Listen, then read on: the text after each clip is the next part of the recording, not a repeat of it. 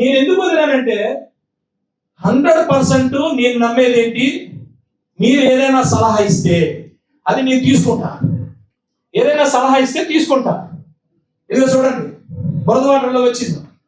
ఇదిగో సార్ వీళ్ళందరూ వైఎస్ఆర్సీపీ నాయకులు. బురదవాటర్ ఇది. ఇక్కడేమో మంచి వాటర్. ఇక్కడ కూడా బురదవాటర్ రావాలిగా. ఇక్కడ బురదవాటర్ వచ్చిందండి, ఇక్కడ మంచి వాటర్. కొన్ని ఈలో ఇద్దరు ముగ్గురు ఇక్కడికి వెళ్ళి ఇది కూడా చూపిస్తే బాగుంది కదా. ఈ కుట్ర మీద మేము కంప్లైంట్ చేస్తాం పోలీసులకి. డెఫినెట్గా ఇది చాలా పెద్ద కుట్ర. హిందూ మతం మీద కుట్ర పన్నారు, హిందూ మనోభావాల మీద కుట్ర పన్నారు వీళ్ళందరూ, ఈ వైఎస్ఆర్సీపీ సోకాల్ నాయకులందరూ. దీని వెనకాతలు ఎవరున్నారు? అసలు ఇతగాడు పరిస్థితి ఏంటి? వీళ్ళందరూ కూడా ఇతగాడి పరిస్థితి ఏంటి? ఇతర కుట్ర పన్నించాడు అందరితో.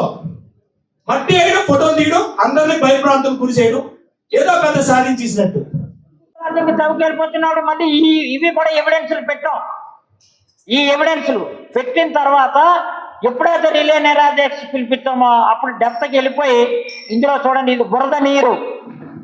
ఈ బురద నీరు చూడండి, గోతులో వెళ్ళిపోయిందా డెప్త్కి, కిందకి ఆ నీరు కనిపిస్తుంది చూడండి. ఈ బురద నీరు ఎలాగుందో, ఈ పంచదారులు 5 దారుల నుంచి వచ్చినటువంటి నీరు సేమ్ అదే కలర్తో ఆవేళ వీడియోలు కూడా తీసాం. ఈ బురద నీరు ఎలాగుంటే అక్కడ నీరు అలాగొచ్చేస్తుంది. అంటే 80 అడుగులు నువ్వు డెప్త్కి వెళ్ళిపోవడం వల్ల పంచదారులు అన్ని కూడా కలుషితం అయిపోయాయి.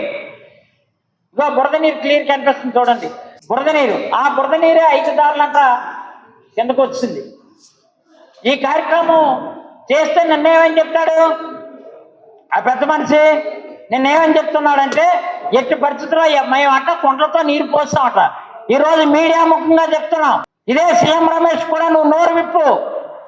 పార్లమెంట్లో ఉన్నారు మీరు, ఈ తప్పు జరిగిందని ఒప్పుకోండి. పార్లమెంట్లో మీరు ఇప్పుడు పార్లమెంట్ సెషన్ జరుగుతుంది.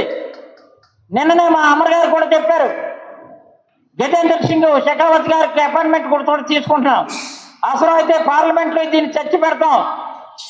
ఎట్టి పరిస్థితుల్లో పవిత్రమైనటువంటి పుణ్యక్షేత్రమైనటువంటి దేవాలయాన్ని, హిందూ దేవాలయాన్ని అపవిత్రం చేస్తూ, పంచదారుల కొండని గుండు చేస్తూ, ఆ కొండ నుండి వచ్చినటువంటి గ్రావల్ని గుండ చేస్తూ ఇష్టారాజ్యంగా మీరు కోట్లు గడించి తిండి తిన్నామని అనుకుంటే, డెఫినెట్గా ఇప్పుడు కూడా చెప్తున్నా, ఆ శివేశ్వరుడైనటువంటి ధర్మలింగేశ్వర స్వామి డెఫినెట్గా 3వ కంటిలో మీరు మట్టి మసైపోయి భస్మం అయిపోతారని మాత్రం చెప్తున్నా. ప్రజల్ని, హిందువుల్ని భయభ్రాంతులకి గురి చేయడానికి వైఎస్ఆర్సీపీ పార్టీ ఈ కుట్ర పన్నింది. ఇందులో ప్రధానమైన నిందితుడు A1 ఎవరైనా ఉన్నారంటే అది ధర్మశ్రీ. A2, A3, A4 అందరూ కూడా వైఎస్ఆర్సీపీ నాయకులు. వీళ్ళందరి మీద కూడా చర్యలు తీసుకోవాలని చెప్పి మేము డిమాండ్ చేస్తున్నాం. గవర్నమెంట్కి మేము డిమాండ్ చేస్తున్నాం. నిద్ర పట్టకుండా చేశారు హిందువులందరికీ. నేను అడుగుతున్న క్వశ్చన్ నెంబర్ 1, మీరు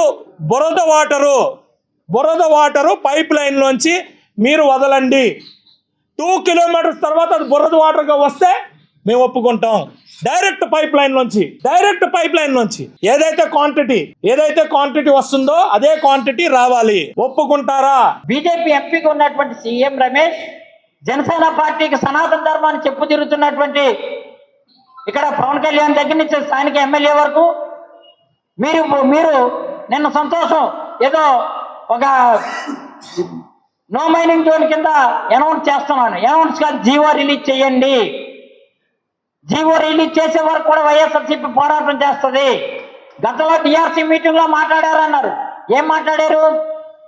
గతంలో ఎలమంచిలి కానీ, రాంపల్లి కానీ, అచ్యుతాపురంలో ఇక్కడ కార్యాలయం, ఇప్పుడు అనకాపల్లిలోనే ఆర్టీఓ కార్యాలయం ఉంచుతామని టీఆర్సీలో తీర్మానం చేశా అన్నారు. ఎక్కడ తీర్మానం నిలబడ్డదా?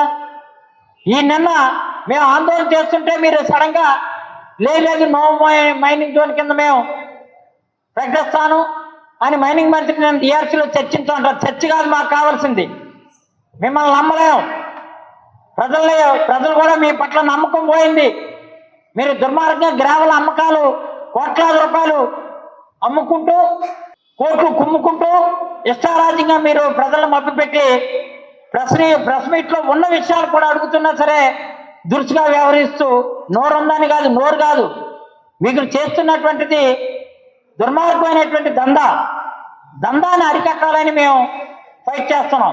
ఇప్పుడు నేనేమంటానంటే డెఫినెట్గా నా కాన్స్టిట్యున్సీలో ఉన్న పాత ఎక్స్ప్రెషన్లు కొత్త ఎక్స్ప్రెషన్లు అన్నీ కూడా ఏదైతే క్వారింగ్లు అవుతున్నాయో ఆ క్వారింగ్ల మీద నేను ఎట్టి పరిస్థితుల్లో ఎంక్వైరీ చేయిస్తాను. ఇది ఇందులో ఎవడెవడు బయటపడతాడో ఏం పడతాడో చూపిస్తాను. నేను స్ట్రైట్గా అడుగుతున్నాను ధర్మశ్రీ, నువ్వు కన్నబాబు రాజుని ఎందుకు తీసుకురాలేదు ఈ సభలకి? వాటర్ ఎక్కడి నుంచి వస్తుందో కూడా మాకు తెలియదు.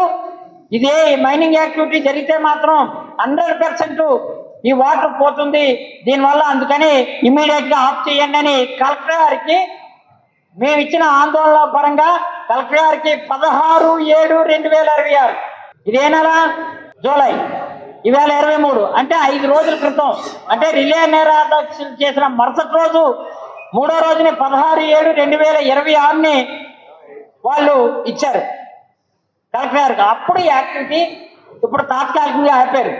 ఇది మేము ఆ రోజు ఆందోళన చేసే వరకు ఎంతసేపు నా మీద, మా అన్నయ్య మీద, మా మీద, మా నాయకుల మీద నువ్వు పడిపోతున్నావు కదా. నీ చోడవరంలో నీ అన్ని మర్చిపోతున్నావా? నువ్వు చోడవరంలో మీ తమ్ముళ్ళు మీ అన్నలు అందరు కలిసి కలెక్షన్లు చేసిన అన్నీ రేపు బయట పెడతాం, మొహమాటమే లేదు. అక్కడ నీకు తెలియదా? అక్కడ నువ్వు కలెక్ట్ చేసిన ఈ క్వారియల్లో కలెక్ట్ చేసిన డబ్బులు అందరూ మర్చిపోయారు అనుకుంటున్నావా? తస్మాత్ జాగ్రత్త. నువ్వు సజెషన్ ఇయ్యు, మేము రెస్పెక్ట్ ఇస్తాం. 100% ఈ కొండ మీద ఎక్స్కవేషన్ చేయకూడదన్న మొదటి వ్యక్తి సుందర విజయ్ కుమార్ రాసుకో. ఈ సుందర విజయ్ కుమార్ గారికి బతుకు మాకు తెలియదు కాదు. ఆ తాత ఎప్పుడే ఇక్కడ మా ఊరైనటువంటి స్వస్థలమైనటువంటి నా కొత్తూరు గ్రామంలో కేవలం ఆ తాతకు 1 ఎకరా ఉండేది. ఇప్పుడు కోట్లు పడగలెత్తి ఆయన కట్టడాలు ఎన్ని కడుతున్నాడో, ఎన్ని పురుగులు కొన్నాడో అన్నీ కూడా జాతకం బయట పెడుతుంటా. నాకు వ్యక్తిగతంగా విమర్శించడానికి మంచిది కాదు, సంస్కారం అడ్డొస్తుంది. కానీ నీ తాలూకా ఆగడాలు, నీ తాలూకా అన్యాయాలు అది మంచి పద్ధతి కాదు. ఎందుకంటే మర్యాదగా మాట్లాడడం నేర్చుకో, గౌరవప్రదంగా మాట్లాడడం నేర్చుకో.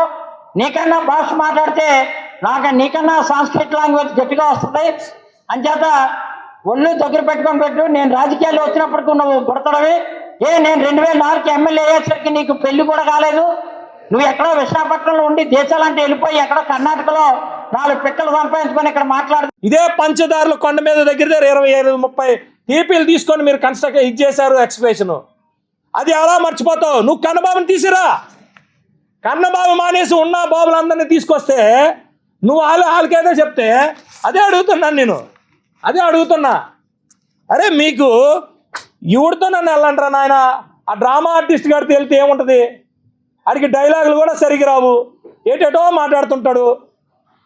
కర్మగాలి మా ఎలమంచి వైఎస్ఆర్సీపీ పార్టీ కర్మగాలి అతగాడిని అక్కడి నుంచి చోడవరం నుంచి తోసేస్తే ఇక్కడికి వచ్చి మాట్లాడుతున్నాడు. అతగాడిని ఆ మధ్యకాలంలో మీరే ప్రెస్ వాళ్ళందరూ కలిసి ధర్మశ్రీ వచ్చాడు కానీ ఏమీ లేదని చెప్పి రాస్తే అక్కడి నుంచి ఇంకా రెచ్చిపోతున్నాడు. రెచ్చిపో కాదని అనట్లా, నీ ఉనికి చాటుకుంటే చాటుకో. కానీ ఇలాంటి కుట్రలు చేస్తే మాత్రం నువ్వు మాత్రం చట్టానికి డెఫినెట్గా నువ్వు సమాధానం చెప్పాల్సిన పరిస్థితి అయితే వస్తుంది. ఈరోజు నువ్వు డెఫినెట్గా సమాధానం చెప్పాలా.